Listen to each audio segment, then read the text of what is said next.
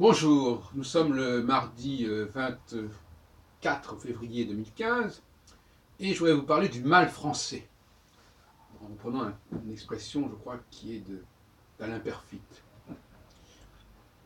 Quel est ce mal français dont nous souffrons en France? Eh bien, je pense, pour ma part, qu'il s'agit là d'un déséquilibre quelque part structurel. Structurel, c'est-à-dire à la fois diachronique et synchronique.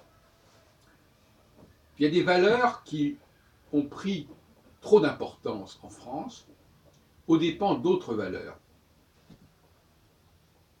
La France est remarquable par son régime social, par un certain égalitarisme, par un certain socialisme inhérent à la culture politique, sociopolitique française.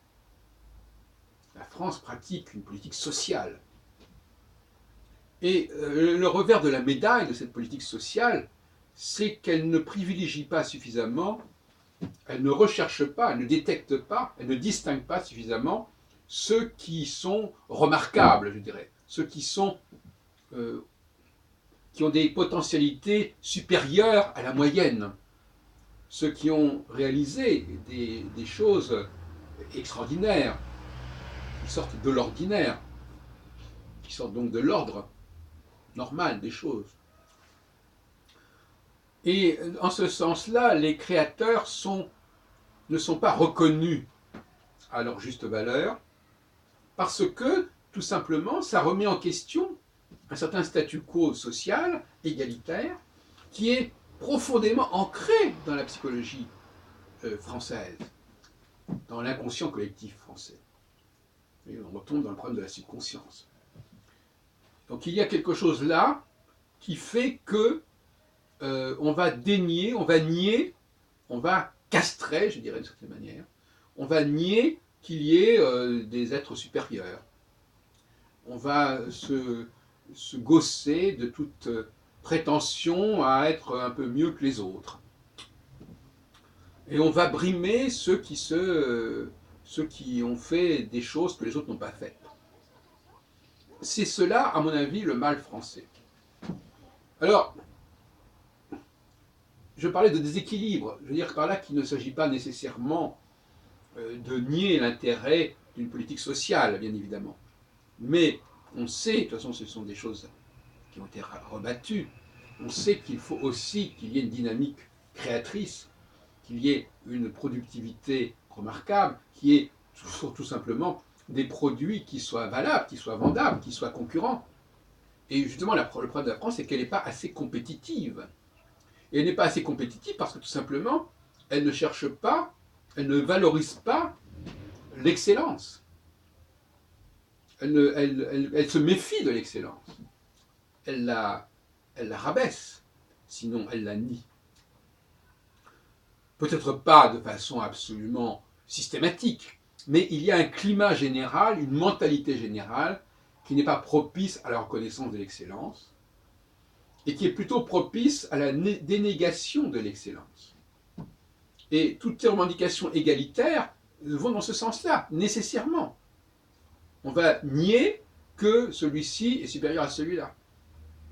On va nier que tel homme ne fait pas un travail de la même qualité que telle femme, que ce n'est pas la même chose qu'il fait. Même si c'est le même poste, il ne le fait pas de la même manière, par exemple.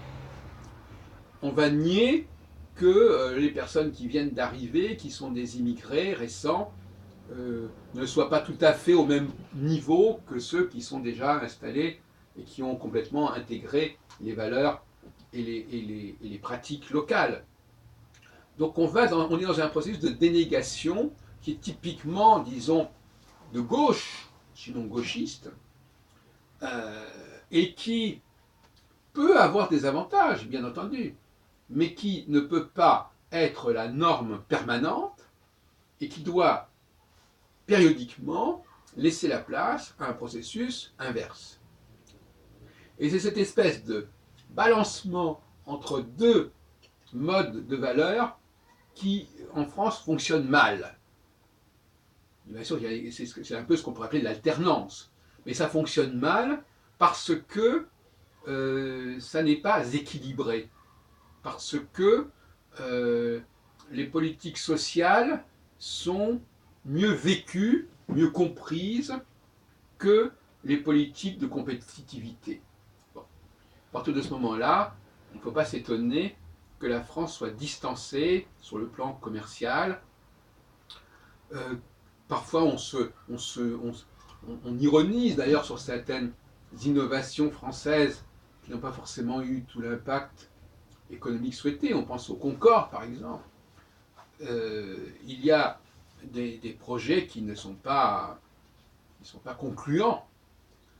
Mais de manière générale, il semblerait qu'il y ait des sociétés, des cultures qui favorisent davantage, qui soient plus propices à la distinction, à la reconnaissance d'un talent, d'un don, d'une capacité de travail, une capacité de réalisation qui soit supérieure chez certains individus que chez d'autres.